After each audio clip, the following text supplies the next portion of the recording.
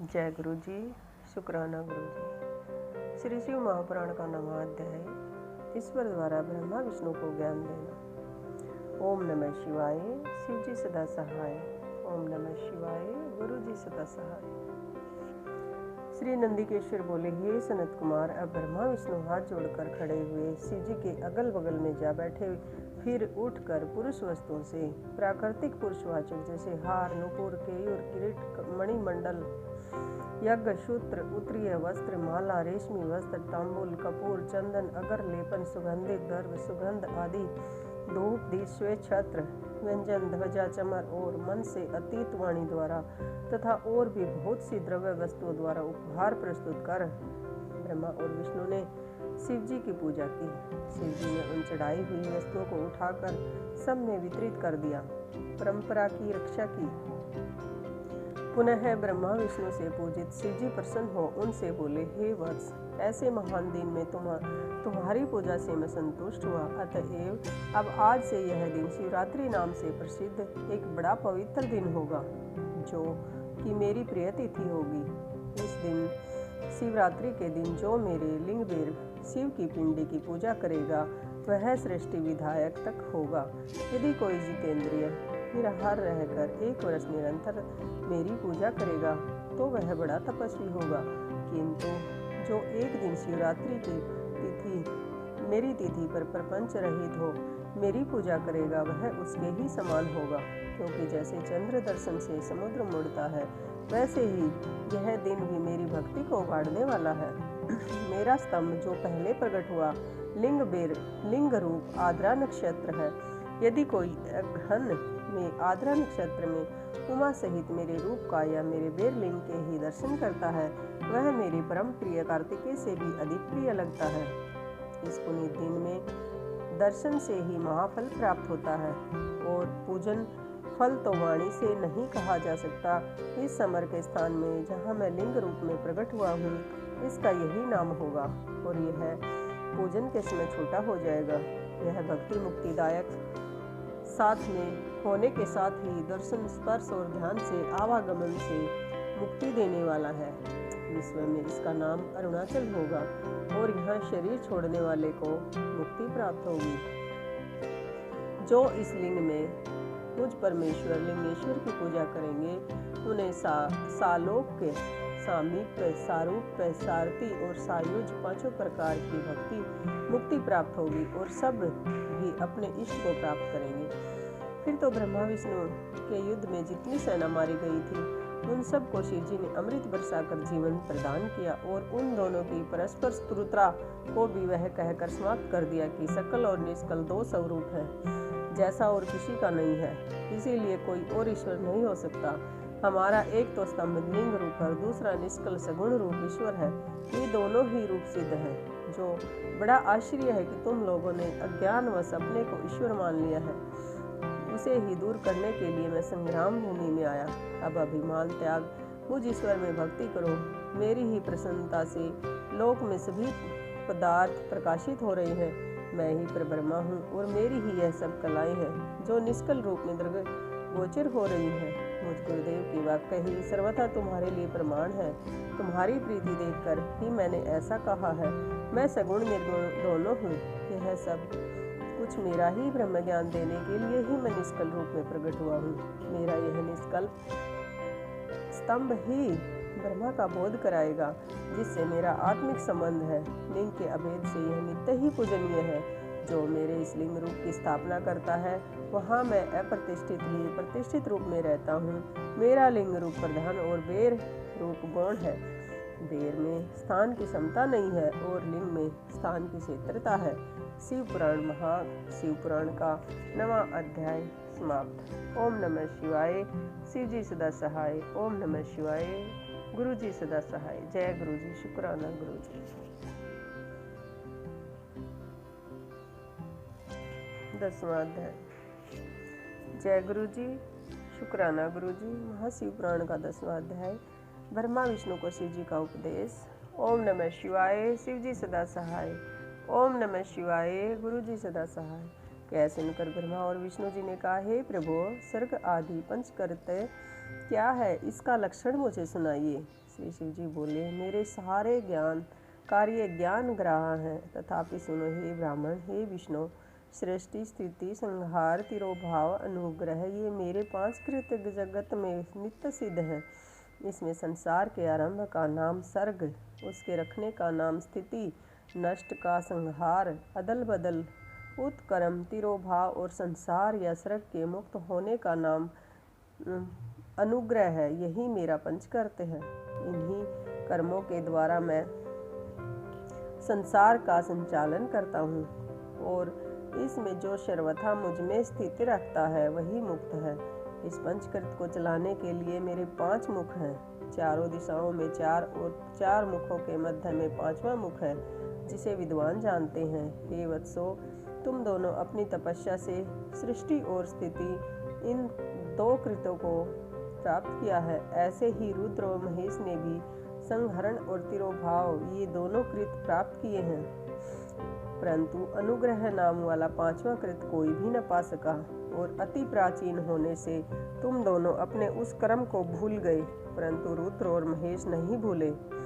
तब तुम्हारे भूलने से सृष्टि की स्थिति के लिए रूप, यश, कृत्य, वाहन और आयुधादि सबको मुझे अपने योग संग्रह करना पड़ा, क्योंकि तुम में मूढ़ता आ गई और महेश ने दान और रूप दोनों का संरक्षण किया। यदि अब तुम चाहते हो कि मेरा ओमकार नामक मंत्र अब से जपो, जिसके जप से तुमने मान न उत्पन्न हो, क्योंकि मेरे मुख से निकला एवं उत्पन्न हुआ ओमकार मेरा मंत्रोपदेश और बोधन है।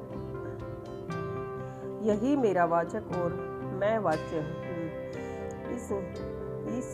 यह मंत्र मेरी आत्मा है और इसका स्मरण करना ही मेरा स्मरण है। श्री नंदिकेश्वर कहते हैं कि उमा सहित श्री शिव जी ने उत्तर की ओर मुख करके ब्रह्मा और विष्णु को इसी मंत्र का उपदेश कर गुरु मंत्र दिया। तब से ब्रह्मा और विष्णु उनके आत्म रूप हो गए और उन्होंने अपने को शिव जी को समर्पण कर दिया। तब ब्रह्मा और विष्णु ने देव आदि देव महादेव जी से हाथ जोड़कर कहा, हे सर्वेश, आपको नमस्कार है। हे संसार के रचयिता, हे 5 मुख देने वाले, आपको प्रणाम है। जब इस प्रकार स्तुति कर दोनों ने सकल निष्कल गुरुदेव शिव जी को नमस्कार किया, तब महादेव ईश्वर बोले, हे पुत्रों, मैंने तुमसे सभी तत्वों का वर्णन कर यह मंत्र भी बतला दिया है कि जिसका जप कर मेरे स्वरूप को प्रत्यक्ष जान सकते हो। मेरा बतलाया हुआ यह मंत्र भाग्य विधायक और सब प्रकार के ज्ञान को देने वाला है। जो इसे मंगशीर्ष की आद्रा वाली चतुर्दशी में जपता है, और यदि आद्रा सूर्यगति की होती है तो इस एक ही मंत्र का जाप करोड़ों गुना हो जाता है। इसमें प्रातः संध्या मेरा दर्शन भी उक्त फल देता है। मेरे लिंग स्तंभ और बेर मूर्ति इन्हीं दोनों का पूजन करना उत्तम है। ओमकार मंत्र से लिंग का और पंचाक्षर शिवाय नमः मंत्र से बेर का मूर्ति का पूजन करना योग्य है। ऐसा करने से मेरा पद सुलभ हो जाता है। ब्रह्मा और विष्णु को ऐसी शिक्षा देकर शिव जी वहाँ अंतर्ध्यान हो गए। बोलो जय गुरु जी महाराज की जय। ओम नमः शिवाय, शिव जी सदा सहाय। ओम नमः शिवाय, गुरु जी सदा सहाय। 10वां अध्याय समाप्त। जय गुरु जी। शुक्राना गुरु जी। शिव महापुराण का 11वां अध्याय, शिवलिंग स्थापन। जय गुरु जी, शुक्राना गुरु जी। ओम नमः शिवाय, शिव जी सदा सहाय। ओम नमः शिवाय, गुरु जी सदा सहाय। यह सुनकर ऋषियों ने पूछा, हे सूत जी, कैसे लिंग की स्थापना करनी चाहिए और इसका क्या लक्षण है? जिस देश अथवा काल में था जिस प्रकार इसका अर्चन करना योग्य है, कृपा कर मुझे यह बतलाइए। श्री सूत जी बोले, हे ऋषियों, गंगा नदी पवित्र नदी के तट पर अथवा जैसी इच्छा हो वैसे ही लिंग की प्रतिष्ठा करें, किंतु पूजन नित्य होता रहे। पृथ्वी संबंधी द्रव्य जल में अथवा तेजस अर्थात धातु आदि से बना हुआ जैसी रुचि हो वैसे लिंग का रोपण करें। चर मूर्ति बनानी हो तो छोटी बनावें, अचर बनानी हो तो बड़ी बनावें। शिव जी के लक्षणों से संयुक्त सिंहासन पर मूर्ति को पधरवावें। मिट्टी, पत्थर और लोहे आदि से के सांचे से इन्हीं धातुओं का 12 उंगल का लिंग उत्तम होता है। यदि इससे न्यून होगा तो न्यून फल देगा और अधिक उंगल का होने से कुछ दोष भी नहीं है। लिंग या बेर मूर्ति दोनों ही की पूजा शिव पद को देने वाली है। लिंग का स्थावर जंगम यह भी 2 रूप हैं। स्थावर लिंग तरु, गुल्म, लता आदि है और जंगम लिंग कृमि, कीट आदि है। विद्वान जन स्थावर जंगम में इन्हीं को संभाल कर इनमें सुखपूर्वक अनुराग रखते हुए एवं इस प्रकार की शिव पूजा करते हैं तथा कोई भक्त श्री शिव जी को की गोद में श्री उमा पार्वती जी को बिठाकर उन भगवान की पूजा करते हैं और इस प्रकार के महालिंग की स्थापना कर उनको अनेक प्रकार से पूजते हैं। गुरु से जानकर स्नान, वस्त्र, गंध, पुष्प, धूप, दीप, तांबूल, नैवेद्य, अर्घ, तर्पण और नमस्कार आदि करें। इससे शिव पद की प्राप्ति होती है। लिंग चाहे मनुष्य या ऋषियों द्वारा स्थापित किया गए हो, नए स्थापित हों या स्वयं प्रादुर्भूत हों, सबके उपचार की ओर उपरोक्त एक ही विधि है। यदि कोई नियम पूर्वक शिव जी का दर्शन करता है तो उसे भी शिवलोक की प्राप्ति होती है। पिसी हुई मिट्टी में गोबर मिलाकर अथवा कनेर के फूल, अनेक प्रकार के फल, गुड़, मक्खन, भस्म, अन्न या जैसी इच्छा हो उससे लिंग बनाकर उसकी पूजा करे। कोई अंगूठे में ही शिव जी की पूजा कर लेते हैं। इसी प्रकार स्थान का कोई भी भेद नहीं है, जहाँ चाहे लिंग पूजन कर लेवे, इसका कुछ निषेध नहीं है। शिव जी सर्वत्र फलदायक हैं। जो श्रद्धापूर्वक शिव भक्त को लिंग दान या लिंग मूल्य देता है उसे महान फल की प्राप्ति होती है। जो नित्य 10,000 प्रणव का जाप करता है अथवा प्रातः संध्या दोनों समय जो 1,000 मत जप करे तो उसे शिव पद की प्राप्ति हो। ब्राह्मणों को पंचाक्षर शिवाय नमः के जप में प्रणव लगाना चाहिए तथा फल प्राप्ति के लिए गुरु से दीक्षा पूर्वक मंत्र ले लेना योग्य है। गुरु ज्ञानी होना चाहिए, उसमें भी ब्राह्मण होना योग्य है। ब्राह्मण को नमः शब्द पहले बोलना या लगाना चाहिए। अन्य वर्ण मंत्र में नमः शब्द कहें। स्त्रियां यथाविधि अंत में नमः शब्द लगाएं। ब्राह्मण की स्त्री नमः पहले लगावे और जो इस प्रकार 5 करोड़ मंत्र जपे वह सदाशिव के समान हो जावे। 1, 2, 3, 4 करोड़ जपे तो ब्रह्म आदि को का पद पावे। यदि इस प्रकार जप और पूजा का क्रम चलावे तो नित्य 1-2 ब्राह्मणों को भोजन करावे। यदि कोई ब्राह्मण नित्य प्राय 1008 गायत्री का जाप करे या नित्य वेद मंत्र सुक्त को पढ़े तो वह शिव पद को पावे। इसके अतिरिक्त और भी बड़े बड़े मंत्र हैं कि जिनके जपने और वेद का पारायण करने से शिव पद की प्राप्ति होती है। मंत्रों में जो मंत्र अपने को प्रिय लगे उसे ही जपे।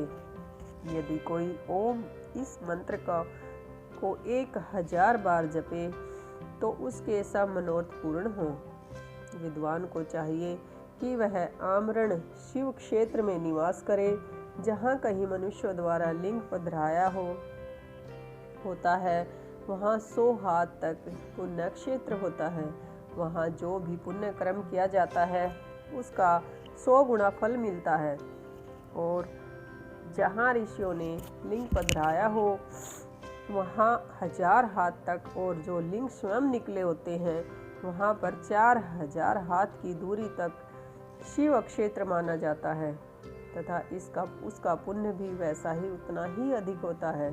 कवियों का कहना है कि ऐसे पुण्य क्षेत्र में कुआं, बावली, तालाब और तलाई आदि का होना आवश्यक है। इसे शिव गंगा कहते हैं। ऐसे स्थान में दान जप करना सर्वथा ही कल्याणप्रद है। दाह, दशाह मासिक सपिंडीकरण, वार्षिक पिंडदान, वर्षी आदि शिव क्षेत्र में करने से सब पापों से मुक्ति करा देते हैं। शिव क्षेत्र में 7, 5, 3 या 1 रात अवश्य ही निवास करें। वर्णानुसार इसका भी उत्तम फल प्राप्त होता है। सकाम से तुरंत सिद्धि और निष्काम से शिव पद की प्राप्ति होती है। विशेषकर कलयुग में तो और भी सरल है। इतना सुनकर ऋषियों ने कहा, हे सूत जी, अब हमें ऐसे सभी पुण्य क्षेत्रों का वर्णन संक्षेप में सुनाइए कि जिसका सभी स्त्री पुरुष आश्रय लेकर शिव पद को प्राप्त करते हैं। हे योगियों में श्रेष्ठ, इन क्षेत्रों का आगमन कैसे हुआ, यह भी हमें सुनाइए। सूत जी ने कहा, हे ऋषियों, क्षेत्रों का आगमन जैसे हुआ वह सब श्रद्धा सहित सुनिए। श्री शिवजी महापुराण का 11वां अध्याय समाप्त। जय गुरु जी, शुक्राना गुरु जी। ओम नमः शिवाय। शिवजी सदा सहाय। ओम नमः शिवाय। गुरु जी सदा सहाय। जय गुरु जी। जय गुरु जी, शुक्राना गुरु जी। शिव महापुराण का 12वां अध्याय, शिव क्षेत्र विवेचन। ओम नमः शिवाय। शिवजी सदा सहाय। ओम नमः शिवाय। गुरु जी सदा सहाय। शिवजी बोले, हे बुद्धिमान ऋषियों, मुक्तिदायक शिव क्षेत्रों को सुनिए। गहन वनों और पर्वतों से युक्त इस भूमि का 50 करोड़ एक ऐसा विस्तार है जिस पर इस विस्तृत जगत में इसके निवासियों के कल्याणार्थ जहाँ तहाँ श्री शंभु भगवान ने कृपा कर अपने क्षेत्रों की कल्पना की है। उसके अतिरिक्त ऋषियों और देवताओं ने ग्रहण और पाणी ग्रहण परिग्रहण से लोकर अक्षार्थ स्वयं भी प्रकट हुए। उनके अनेक ऐसे क्षेत्र हैं कि जिनमें सर्वदा स्नान, दान और जप आदि करना योग्य है और न करने से दुख, दरिद्र तथा गूंगेपन का विकार मनुष्य को घेर लेते हैं। अहो, ऐसे भारतवर्ष में प्राण विसर्जन करने वाला मनुष्य ब्रह्मलोक को प्राप्त कर पुनः मनुष्य योनि को प्राप्त करता है। क्षेत्र में पाप करना वज्र की तरह दृढ़ हो जाता है। अतएव हे मुनियों, पुण्य क्षेत्र में निवास करने पर किंचित भी पाप न करें और जैसे भी हो सके मनुष्य को चाहिए कि वह सर्वथा पुण्य क्षेत्र में ही निवास करे। गंगा आदि नदियों के तट पर अनेकों तीर्थ हैं। 60 मुख वाली सरस्वती नदी बड़ी ही पुनीत है। उसके तट पर निवास करने वाला ब्रह्म पद को प्राप्त होता है। हिमालय से निकली सतमुखी गंगा नदी पवित्र पतित पावन है। उसके तट पर वास करें अथवा काशी आदि अनेक पुण्य क्षेत्र हैं कि जिनमें जाकर बसें। सोनभद्र के तट पर बसें, उसमें स्नान करना और वहाँ व्रत करने से गणेश पद प्राप्त होता है। महानदी नर्मदा के तट पर बसे, जो 24 मुख वाली और वैष्णव पद प्रदान करने वाली है। 12 मुखों वाली तमसा नदी और 10 मुख वाली रेवा नदी और महापुण्यदायक गोदावरी नदी के तट पर बसे, जहाँ की बसने से ब्रह्म हत्या और तथा गो हत्या का भी पाप का नाश हो जाता है। यह 21 मुख वाली गोदावरी रुद्रलोक को देने वाली है। इनके अतिरिक्त 18 है मुख वाली कृष्णवेणी नदी विष्णु लोकदायक, 10 मुखी तंगभद्रा ब्रह्म लोकदायक और स्वर्णमुखी नदी जो 9 मुख वाली है और जो ब्रह्मलोक से च्युत होते हुए प्राणियों को अपने तट पर जन्म देती है। तथा सरस्वती पंपा, जन्ना श्वेत नदी, महापुण्य कावेरी जिसके 27 मुख हैं, वे सभी पुण्यदा शुभप्रद हैं और स्वर्गदायक हैं तथा इनके तट ब्रह्मा और विष्णु पद के देने वाले हैं। ये सभी पुण्य क्षेत्र शिवलोक दायक और शिव संबंधी अभीष्ट फलदायक हैं। इन सभी नदियों और क्षेत्रों में स्नान का अपना अपना उनका एक पृथक पृथक पर्व है। इन पर्वों और मुहूर्तों में जो इन नदियों के स्नान करता है, उसे उनके महानतम के अनुसार उत्तमोत्तम फलों की प्राप्ति होती है। यदि सदाचार, सद्वर्ती और सद्भावना से बुद्धिमान पुरुष इन नदियों के तट पर निवास करता है तो उसे अनेकों प्रकार की सिद्धि प्राप्त होती है। किंतु ऐसे पुण्य क्षेत्रों में थोड़ा भी किया हुआ पाप मनुष्य के बड़े से बड़े पुण्य का नाश कर देता है, और जब उतने ही समय तक उसके लिए प्रायश्चित करे तब वह क्षय होता है, क्योंकि पुण्य ही ऐश्वर्य को देने वाला है। कायिक वाचिक पाप तो शीघ्र नष्ट भी हो जाते हैं, परंतु मानसिक पाप वज्रलेप के समान होता है, जो कल्प कल्पांतर तक नहीं छूटता, और वह केवल ध्यान से ही छूटता है।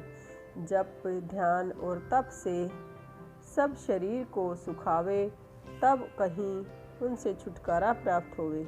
पुण्य पाप के 3 चक्र हैं, बीज, वृद्धि और भोग। ज्ञान द्वारा इन तीनों को घटाया बढ़ाया जा सकता है, परंतु इस प्रकार के प्रयत्न की आवश्यकता ही क्या है।